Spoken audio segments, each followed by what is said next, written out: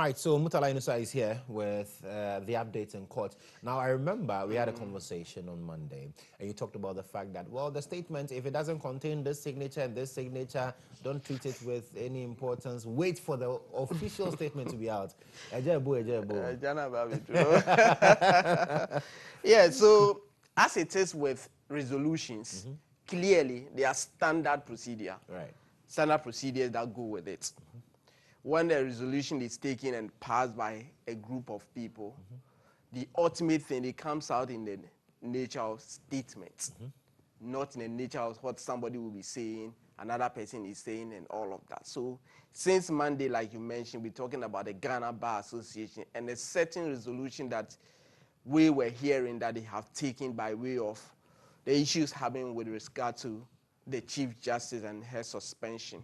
And the information was that the GBA is calling for the revocation of that particular suspension by the president. And then we're looking forward to the statement. GBA, come and clarify. Say, wait, we'll give you a statement until you see a statement signed by the president, Mrs. Efwagati, and the general secretary. Please do not treat it as from an unofficial source. Director, please pause for me. Here you are. The Ghana Bar Association has a statement. And the statement yesterday, since yesterday, and in fact, ever since the statement came out, the reactions there, both for and against. But the GBA started by giving us some preambles, what they believe in, what their objectives are, and things that as a body, as an association, they need to operate within. So recognizing the law, acknowledging certain things that will have to happen, and then emphasizing. And in fact, in the beginning of that particular conference that they had, Ms. Efwagati set the tone and made a point that it is about time that the Ghana Bar Association takes lead in proposing how Article 71 office holders should be impeached or removed. And this includes the instant situation that we find ourselves in with regards to the Chief Justice. Director, please move up a bit and let me highlight on some of the things that the resolution proper that the Ghana Bar Association passed. At the end, I'll give you an idea about, okay, so let's pause here. Calm down a bit for me. I will show you the members who dealt with this very situation. First of all, these are the issues that the Ghana Bar Association touched on. 1, 2, up to 5. But the focus of our conversation will be number 2. But let me give you an idea of the other things that they spoke about. Number 1, you note that the acting Chief Justice issued a statement and made the point that fresh cases and new applications that are filed now should be referred to his office for assignment and for empowerment. The Ghana Bar Association president apprised members of what the acting Chief Justice told them about why that particular directive. And this is at the end. First of all, Director, play that video about Mrs. Efwagati, and let's continue with this. We were called to an emergency judicial council meeting chaired by the acting Chief Justice. And he explained what was supposed to be the rationale for that circular. The explanation was that there was an imbalance in case loads where various courts were concerned. And he was part of a group in his earlier days as a judge under Chief Justice GHOne, where 3 persons were put together, and they saw to the distribution of cases.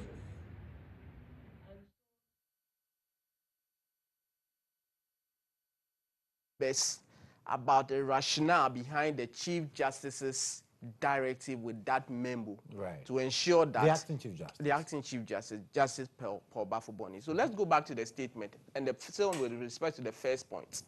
It says that withdrawal of directive on assignment of courts and fixing of dates for newly filed cases and applications.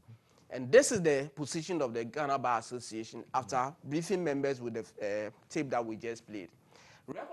Recognizing that the directive by his Lordship, the acting Chief Justice, on the assignment of cases by his office is uncertain, and having regard to the importance of technology and the urgency of justice delivery, the Ghana Bar Association respectfully requests that this directive be withdrawn and the use of technology in the assignment of cases to the courts enhanced. So the question is, if the technology has existed all this while, why do we have imbalance of cases still pending in our respective courts? It's one thing that the GBA probably will have to come clear and all of that. Director, please move on to number 3. I'll come back to number 2 because it is the focus of our conversation this morning, and I'll be very brief with that. So let's go to number 2. Okay, number 3, sorry. Director, pause here. The conference also spoke about Galamsey. And in respect of Galamsey, the GBA is saying that Galamsey and destruction of the environment, and this is what they say.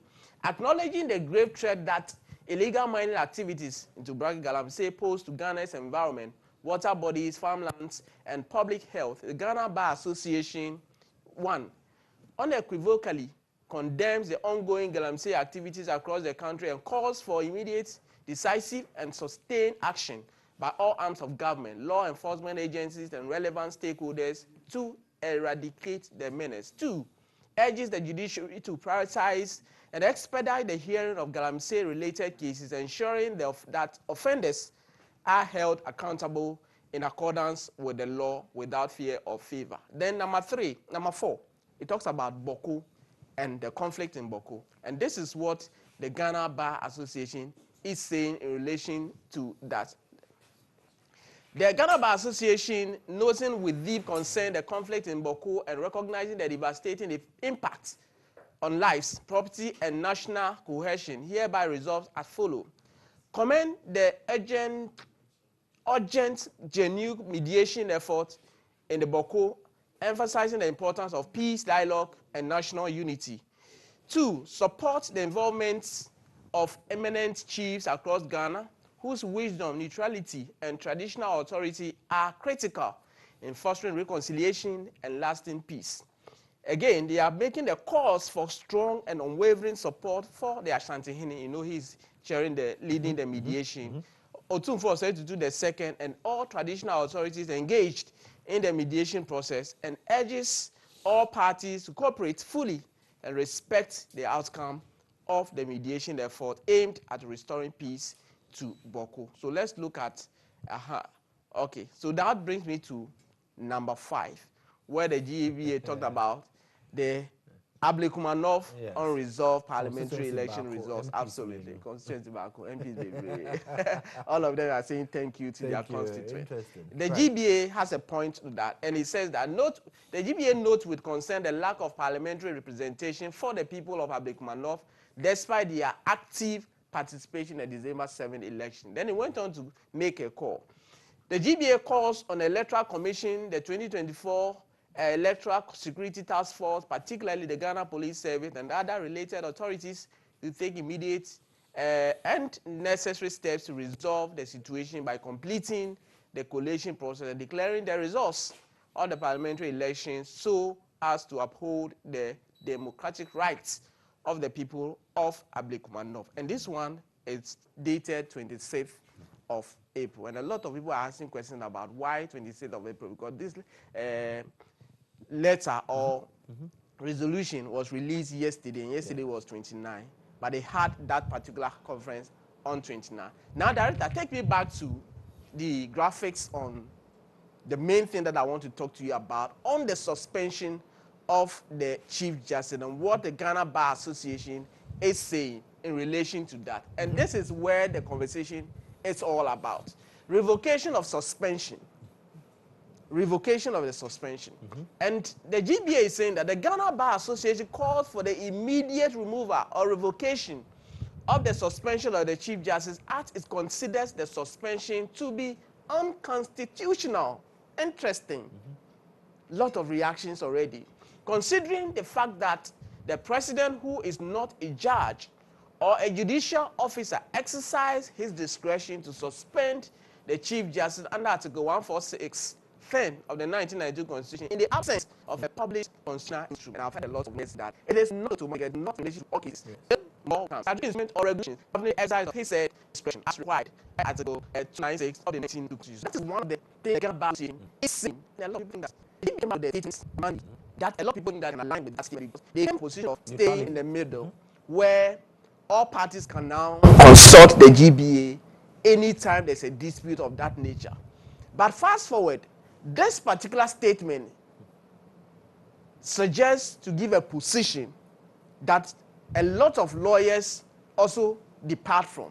But that one is a conversation that will go on. Exactly. The second point I talked about was enactment of regulations. And the GBA made the point that we need to start the whole thing and make sure that we get proposal, we get guidelines and all of it. And talked about the fact the GBA hereby also calls for the immediate enactment of clear and comprehensive regulation relating to matters under Article 146 of the 1992 Constitution to ensure transparent accountability and fairness in all processes involving superior court justices, particularly in the context of the impeachment or the removal of such officers, which include what we are having currently at hand, the issue regarding the Lady Chief Judge. So let's look at the next point.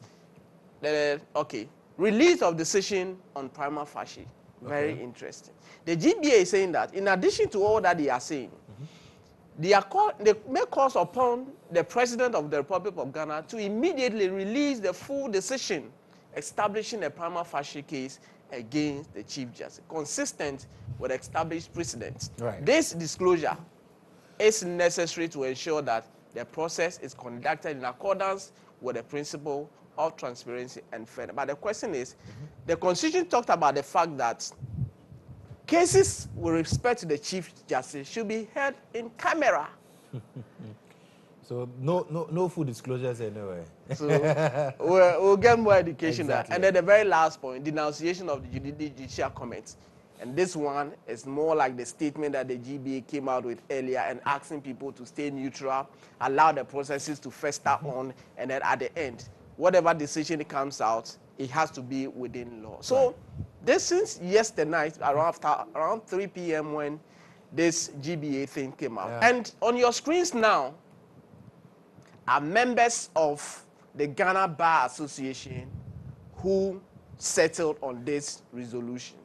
So these are the members at the conference who attended the conference, who agreed that the president should revoke the suspension of the Lady Chief Judge. So you can see Mrs. Eva Gate, the executive of the Ghana Bar Association. You can see the former Attorney General, Honorable Joe Gate in the mix. Diana Sonaba Dapa, the former Deputy Attorney General, also in the mix. And then Kweku Bafo, that is the General Secretary. And of course, Victoria Bath, who is the Vice President, all of them in the mix. So for the communique that is coming from the Ghana Bar Association, these are the members who attended the forum and then came up with that on behalf of the members of the Ghana Bar Association. So interesting. There's so very much. interesting. There's so much, absolutely. I mean, about the termination of appointments, Asifwa and the likes? Yes, so yesterday the Supreme Court had a brief section in relation to a case for Henry Nana Boakye, the national organizer of the NPP, and Vincent Asifwa, member of parliament for Old Tafo.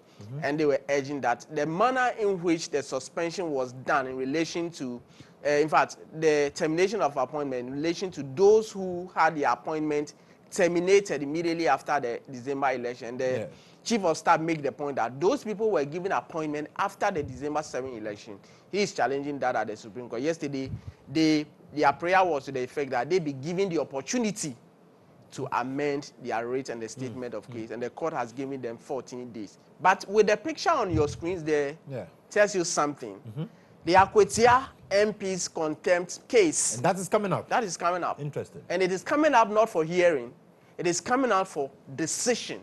Today is a decision day for the Supreme Court, the 5-member panel of the Supreme Court today will make a determination as to whether or not the High Court in Koforidua was right to proceed with processes that eventually convicted Ernest Yaokumi, the Member of Parliament, for Akwetia. And at the end, we'll know whether he should go back and you note that the Supreme Court has restrained the High Court from proceeding to convict, to sentence him because of the processes before the Supreme Court. Today, the Supreme Court will deal with the issue, then we'll know the next line of action. Then the last for the day. Dr. Dominic Ayeni. Yes. He'll be meeting the media again. And guess what? There are a lot of conversation and discussion about the fact that, ever since the new Attorney General came with, he's been speaking, we haven't seen anything yet. Today, we should expect the Attorney General to give us full updates on cases that have been filed against formal officials in relation to criminal matters. So a lot of people will be charged today. And that confirmation, the Attorney General will be speaking to the whole nation in relation to that at 1 p.m. But before 1 p.m., expect charges flooding the court. Wow. Absolutely. It looks like it's going to be a very, very, very busy interesting day. and busy day as well. Busy day and so we'll keep our tabs open and get to know how it all pans out. Murtala, thank you so much. Thank you, Joshua. I know again. the gentleman is there to come and hit back at us now. Sorry on your loss. And sorry to all Arsenal fans.